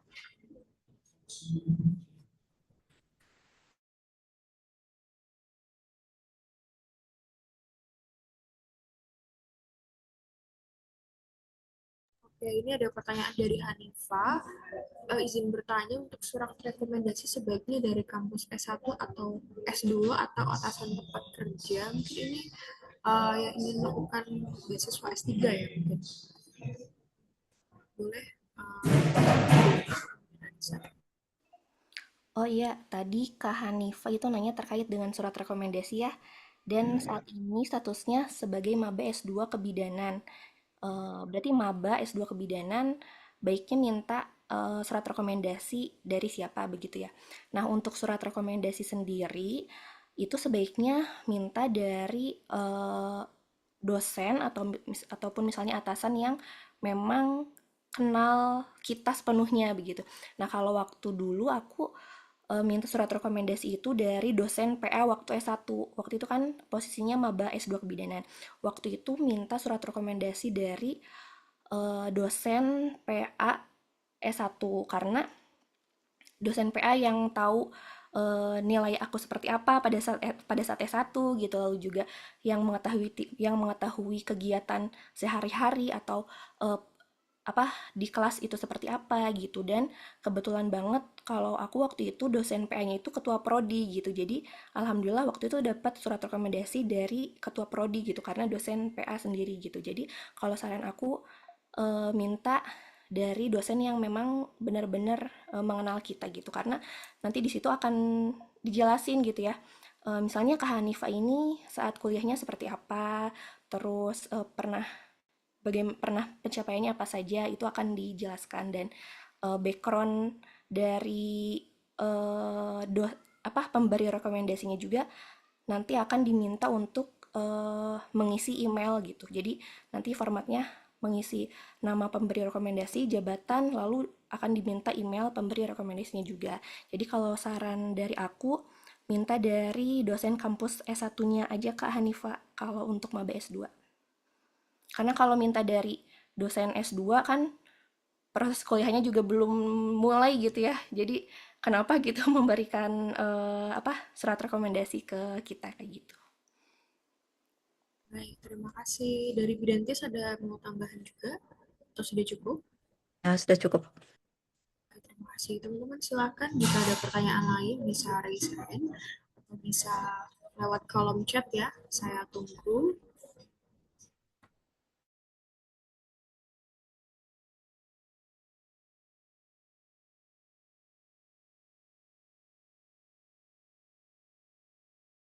Ada pertanyaan lagi untuk surat rekomendasi itu berasal dari berapa dosen ya? Mungkin boleh Kak Anissa dulu. Satu aja cukup. Sudah menjawab ya Kak Husna, cukup satu saja, tidak apa-apa. Izin nambahin tadi terkait dengan pembiayaan mungkin ya, untuk apa pada waktu tahun Katias kan Mbak Tias kan 1,8 ya Mbak ya untuk per bulannya. Nah, kalau tahun 2025 sendiri kemarin itu per bulannya untuk biaya hidupnya itu kita di 2 juta. Terus untuk biaya buku itu 1 juta per semester. Jadi per 6 bulan kita akan diberikan biaya hidup sebesar 13 juta gitu. 12 juta biaya hidup selama 6 bulan dan 1 juta untuk biaya buku kayak gitu. Kalau tahun 2025 itu per semester transferan biaya hidupnya. Terima kasih, dan Anissa.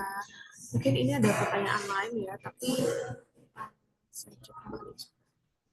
Oke, boleh teman-teman yang mau bertanya langsung lewat mic. Permisi Kak, maaf saya boleh bertanya? Saya bingung raise hand-nya di mana ini? Pakai Boleh, HP silakan. soalnya. Iya, izin bertanya ke Anissa ya, merespon yang tadi penjelasannya dari Kakak. Kebetulan juga dosen pembimbing saya itu adalah kapro di waktu saya profesi. Berarti cukup satu orang itu saja ya Kak? Ya, cukup Kak. Oh, cukup. Terus kebetulan kemarin kan itu kan posisi di Surabaya. Saya sebelum ke Bandung itu sudah menemui beliau. Lalu saya coba cari info yang format rekomendasi di tahun sebelumnya. Saya sudah coba diskusi dengan beliau. Lalu itu ada kan sudah ada formatnya. Lalu dari dosen tersebut menyatakan coba ditambahin lagi NIP sama pangkat jabatan golongan atau gimana saya lupa. Ada 2 poin tambahan. Terus itu saya bilang, "Sepertinya ini sesuai formatnya saja, Bu." Tapi dari beliau menyampaikan, "Mungkin bisa ditambahkan ini untuk lebih kuat lagi." Nah, yang saya tanyakan, penambahan itu malah akan menjadi faktor menjadi penggugur atau malah hal yang baik ya menurut Kak Anissa? Mbak Hanifah sama case-nya sama aku waktu minta surat rekomendasi. Jadi formatnya apa? Tapi kata dosen tambahin ini Anissa biar makin bagus, biar makin bagus. Alhamdulillah berarti kita apa dapat pemberi rekomendasi yang suportif gitu ya. Dan itu nggak apa-apa Mbak. Yang penting nggak merubah total formatnya aja. Kalau ada penambahan sedikit-sedikit itu nggak apa-apa. Siap, terima kasih Kak. Kak, bolehkah saya nanti lanjut di DM? Ya boleh banget Kak Hanifah DM aja. Oke, terima kasih. Sih, sudah cukup menjawab ya. Teman-teman yang lainnya, kalau ada pertanyaan lagi dan mau raise hand atau on mic, boleh dipersilahkan ya. Ini sudah ada, Kak, mau izin tanya boleh? sebentar, ini dengan siapa? Haji ya, Kak. Hadi, oke, dipersilakan. Ya, Kak izin tanya untuk dua-duanya ya Pak materi. Untuk yang misalkan kita setelah lulus nanti beasiswa, apakah ada pengabdian khusus ke pemberi beasiswanya? Terus yang kedua, untuk format apa rencana studi itu apakah ada format khusus atau memang itu terserah kita gitu? Karena kan kita nggak tahu ya Kak kayak rincian-rincian apakah ada biaya apa BS2 itu ada buku-buku kayak gitu-gitu gitu. Kan tadi kan format Katias kan cukup lengkap ya mengenai rencana studinya gitu. Terima kasih Kak.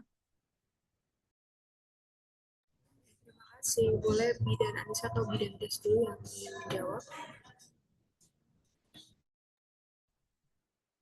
Oke, izin saya dulu ya untuk menjawab.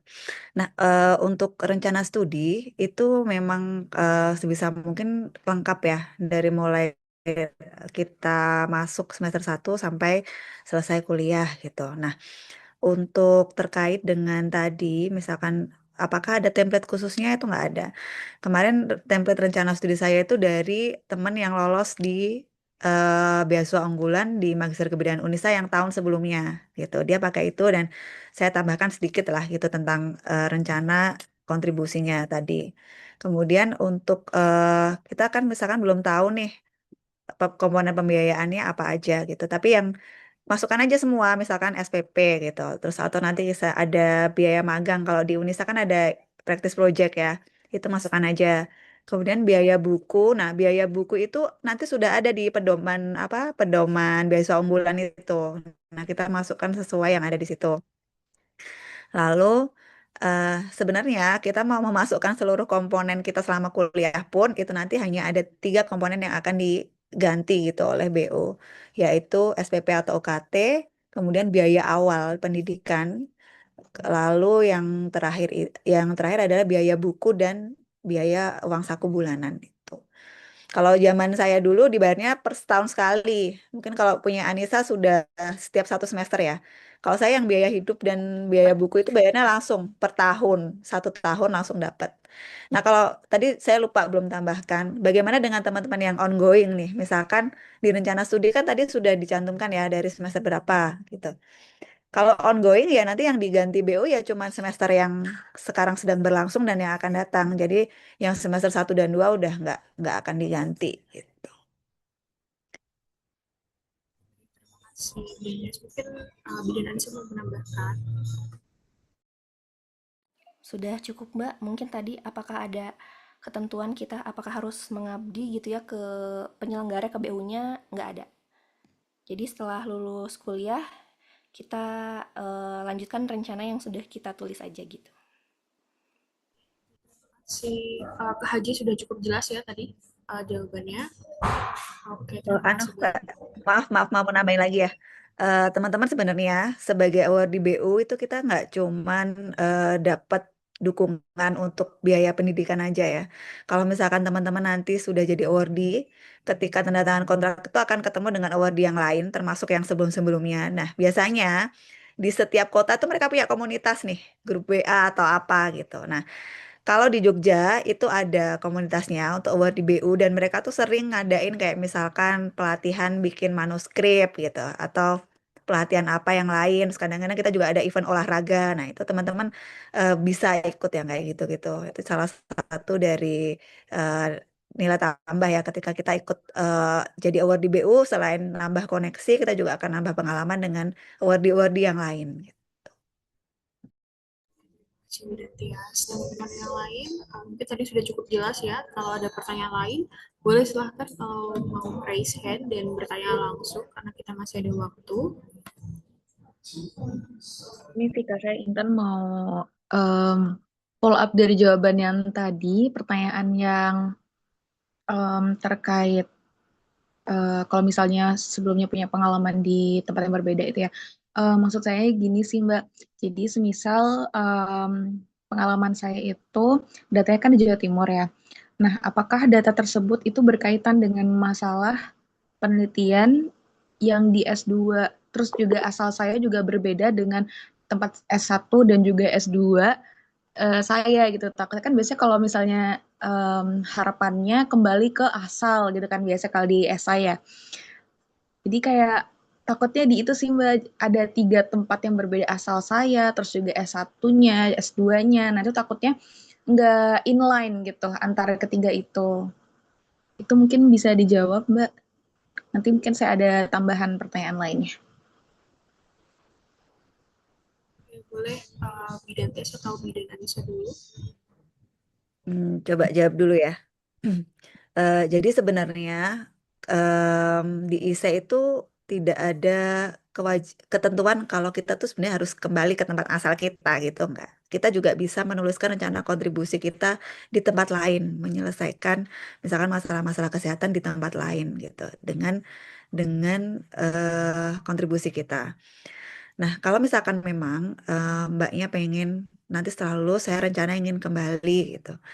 Nah, eh, itu nggak masalah ya. Maksudnya eh, setelah lulus kita tetap bisa memiliki sebuah kontribusi untuk tempat asal kita, walaupun itu tidak inline dengan penelitian-penelitian kita waktu S1 dan S2. Nah, kalau kayak gitu, saran saya tetap tekankan bahwa riset kita nanti di S2 misalkan, itu akan tetap bisa membawa dampak yang bisa direplikasi di tempat lain, walaupun itu bukan di tempat asal kita gitu. Tetap tunjukkan aja kontribusinya. Saya waktu itu juga tadi sudah saya sebutkan ya, penelitian saya itu S1-nya di tempat saya sendiri di rumah saya di Magetan, misalkan gitu, di kota saya di Magetan. Kemudian itu tentang BBLR pada waktu itu. Nah, tesis saya itu di Jogja dan tentang kesehatan mental perinatal. Itu sangat jauh berbeda dengan lokasi yang juga sangat jauh berbeda. Nah, pada waktu itu di ISEI dan di rencana studi saya tekankan kenapa tesis saya itu membahas tentang itu gitu dan kenapa harus di Jogja. Kemudian nanti kontribusi dari penelitian itu apa setelah lulus. Misalkan saya berharap hasil penelitian ini bisa menjadi rujukan untuk di tempat lain misalkan. Atau bisa model yang sudah ada di dalam yang dibahas di dalam penelitian saya itu mungkin bisa direplikasi untuk memperbaiki layanan di tempat lain seperti itu. Jadi tidak masalah, kalaupun tidak inline tidak masalah. Yang penting tetap tunjukkan bahwa Anda dan penelitian Anda itu memberikan kontribusi untuk tidak hanya untuk diri Anda sendiri, tetapi juga untuk masyarakat dan itu bisa direplikasi di tempat lain gitu. Intinya tidak hanya bermanfaat untuk skop yang kecil, tapi juga untuk bermanfaat di skop yang lebih luas gitu. Jadi nggak apa-apa Mbak kalau misalkan nggak inline. Yang penting kan powernya itu ada di kontribusinya itu akan seperti apa, manfaatnya terus jauh apa, dan bagaimana kita bisa memperluas manfaat dari studi kita selesai studi dan juga hasil penelitian itu tadi. Jadi nggak masalah nggak inline. Oke, terima kasih Mbak. Mau nambahin juga kalau tentang esai ini, itu pakai citasi dan juga daftar pustaka nggak Mbak? Kalau misalnya pakai metode apa? Hmm. Kalau di isi saya kemarin nggak ada ya, nggak ada daftar pustakanya. Karena waktu itu temanya itu adalah kalau tahun saya adalah kontribusiku untuk Indonesia kalau nggak salah itu. Nah, itu saya kaitkan aja dengan pengalaman yang sudah, kemudian apa yang saya lakukan sekarang sebagai bidan, lalu rencana kontribusi saya ke depannya.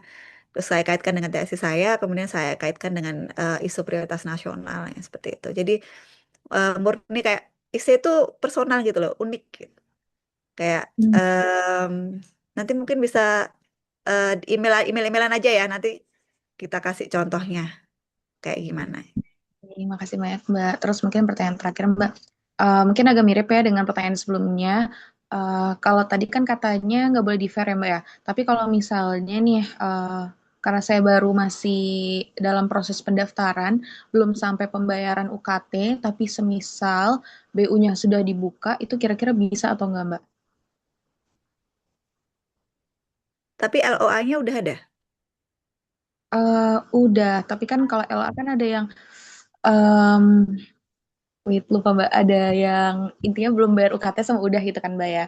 Nah, itu semisal kalau misalnya BU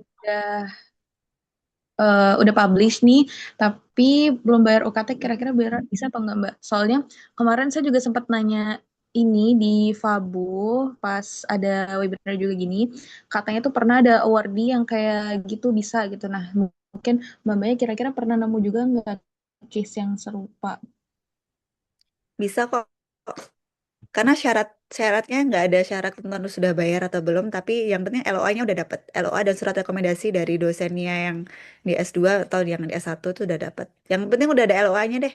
LOA dulu gitu. Terima kasih. Terus nanti untuk pembayar kalau sudah lolos BU ya, pembayaran UKT dan kayak misalkan uang masuk itu yang transfer nanti langsung dari Puslapdik. Karena kenapa sekarang tuition fee atau uang kuliah kita itu langsung ditransfer ke universitas. Itu salah satu caranya Puslapdik untuk menghindari double funding. Gitu. Jadi kan kalau Oke. kayak gitu kan ketahuan ya, misalkan udah dapat satu beasiswa terus nanti masih daftar beasiswa lagi kan akan ketahuan double funding. Itu salah satu eh, caranya dari Puslapdik untuk menghindari double funding. Nggak apa-apa, yang penting LO-nya udah ada. Oke, terima kasih banyak Mbak Tias. Izin nambahin, Mbak.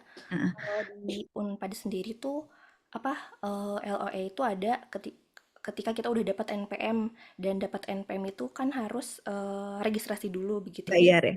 Harus bayar gitu. Nah, kalau di persyaratan BU-nya sendiri itu kan memang harus berstatus sebagai mahasiswa yang aktif. Jadi otomatis memang harus registrasi dulu begitu ya.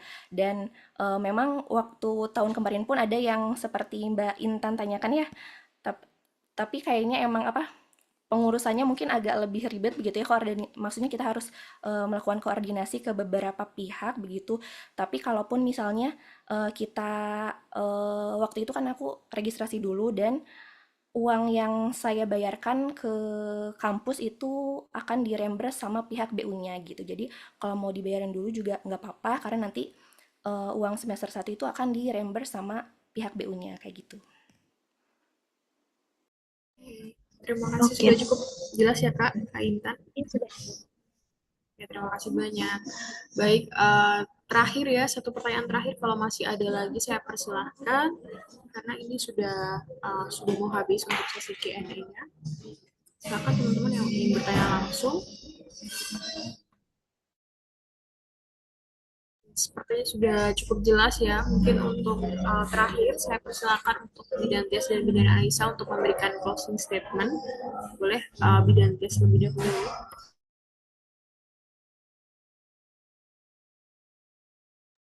Oke, baik, terima kasih Mbak Rehana.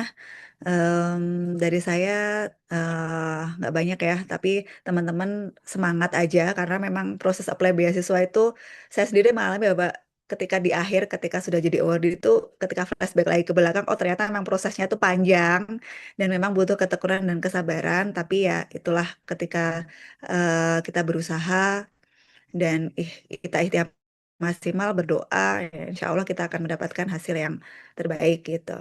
Dan sering-sering latihan aja, sering-sering latihan kalau misalkan nanti lolos di tahap administrasi, terus lebih teliti lagi juga di tahap administrasinya. eh Insya Allah dengan ikhtiar yang teman-teman lakukan, semoga teman-teman bisa lolos untuk jadi awardee besok bulan. Itu aja. Baik, terima kasih luar biasa. Silakan untuk Bidan Anissa, closing statement. Izin nambahin sedikit ya. Pokoknya semangat untuk teman-teman yang lagi proses untuk mempersiapkan beasiswanya. Dan mungkin satu pesan dari aku pribadi, ketika kita sudah ada niat untuk daftar beasiswa, di awal benar-benar harus yakin dan menanamkan ke diri sendiri kalau apa ya, pokoknya bentuk mental sebagai mental pemenang gitu, kayak harus yakin dulu nih, yakin pasti saya akan dapat beasiswa ini gitu. Tapi jangan bilang-bilang ke orang gitu ya, maksudnya cukup cukup tanamkan di diri sendiri dan pada pikiran kita gitu, karena apa, aku percaya banget yang namanya law of attraction gitu ya, kan dalam Islam juga berprasangka baik itu sangat dianjurkan gitu. Jadi yakin dulu aja, eh, saya akan dapat, pokoknya apa, posisikan diri kalau kita tuh benar-benar akan dapat gitu. Karena nanti akan apa ya, terlihat sekali gitu pada saat proses wawancara gitu, kelihatan kalau misalnya kita emang benar-benar pede dan yakin atas apa persiapan yang kita lakuin gitu. Jadi harus yakin sama diri sendiri. Intinya kalau kita aja nggak yakin sama diri sendiri, apalagi pewawancara gitu, apalagi orang lain gitu ya, kitanya aja nggak yakin gitu. Jadi harus percaya diri dan harus yakin ke diri sendiri, dan jangan lupa persiapannya harus semaksimal mungkin dan jangan serba dadakan gitu. Nah, mungkin kan bulan depan akan ada pembukaan gitu ya, masih ada waktu sekitar mungkin sebulan lagi atau 2 bulan lagi. Manfaatkan waktu sebaik mungkin dan harus, karena kita apa ya, sekarang eranya teknologi gitu ya, harus lincah gitu di teknologi. Misalnya ada nih RBI buka apa, kelas mentoring, coba ikutan.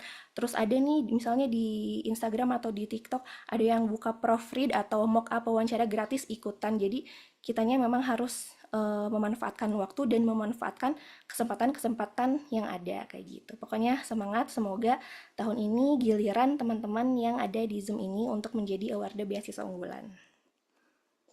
Luar biasa, terima kasih Bidan Anissa, Bidan Tias, dan teman-teman semua yang sudah aktif untuk terlibat di diskusi kita pagi menjelang siang hari ini ya. Terima kasih banyak saya sampaikan.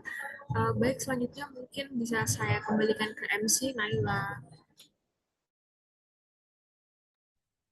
Oke, baik. Terima kasih moderator dan Raihana.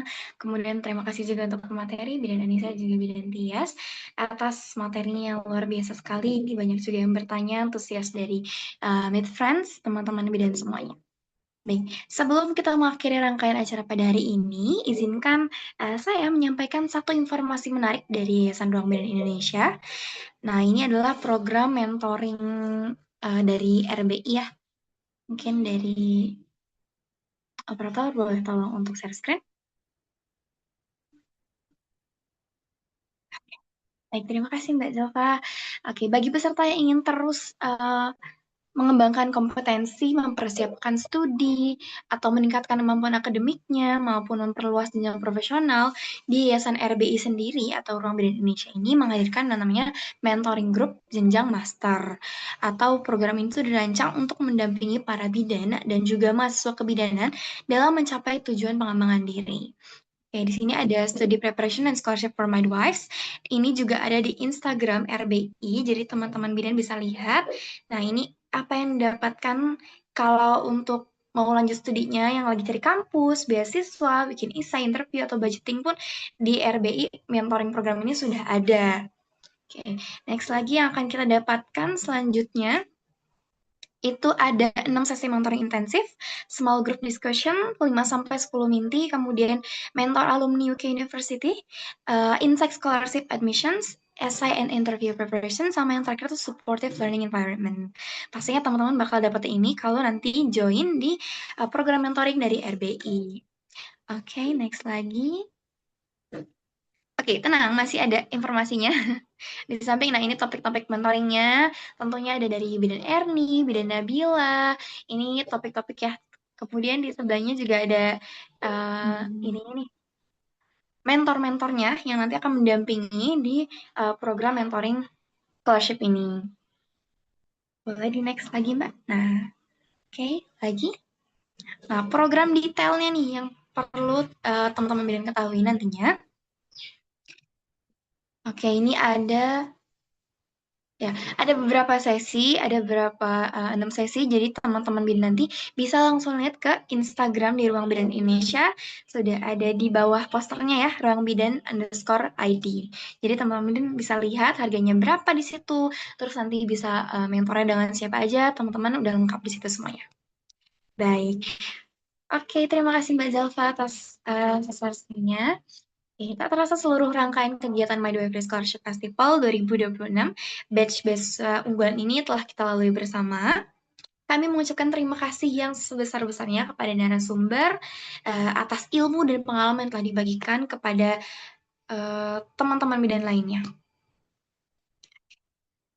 Semoga ilmu yang diperoleh hari ini menjadi bekal untuk mempersiapkan diri kita nanti meraih BSO unggulan dan menjadi tenaga kesehatan yang unggul, berdasarkan global, serta terus memberikan kontribusi bagi kesehatan ibu dan anak Indonesia. Apabila selama saya membantu acara terdapat tutur maupun sikap yang kurang berkenan, saya mohon maaf yang sebesar-besarnya. Sekali lagi, saya Nela Ramardis Teji selaku Master of Ceremony, pamit undur diri, kurang lebihnya mohon dimaafkan. Wassalamualaikum warahmatullahi wabarakatuh.